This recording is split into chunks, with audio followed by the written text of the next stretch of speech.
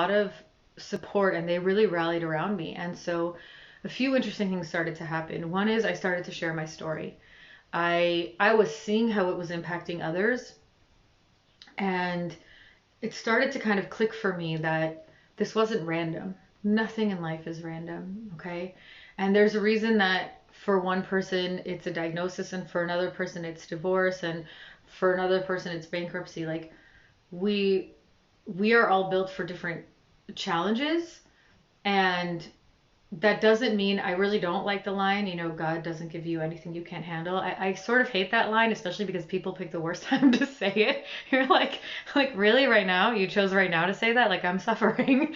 And it's toxic. It's what I call toxic positivity. Like it's just toxic positivity. Like, no, when things are hard, let's acknowledge that they're actually hard, And I believe that true optimism is in acknowledging the challenges and then also being able to know that you do have the skills, you will work it out, you will get through it, right? But we have to be real about what we're actually facing in life, right? So so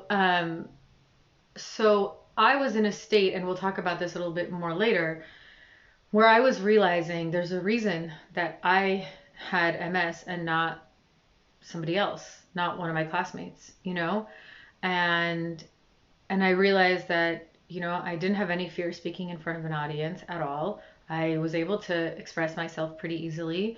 And it was changing my life for the better, and I was seeing others impacted by it. And so I started to realize that there was meaning and depth in this diagnosis, and in everything I was living every day. It was not just for me, it was for others also. And so I felt very motivated to start to share my story.